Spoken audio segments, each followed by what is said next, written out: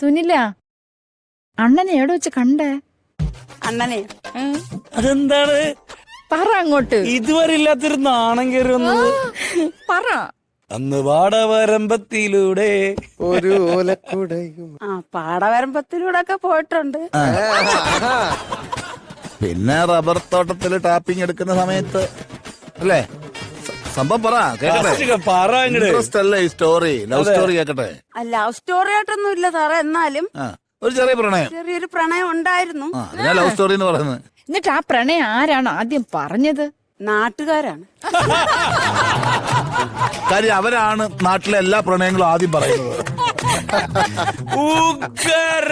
Counter.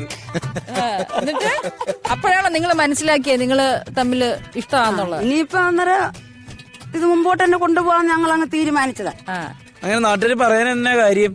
അതിപ്പോ വെറുതെ അവർക്ക്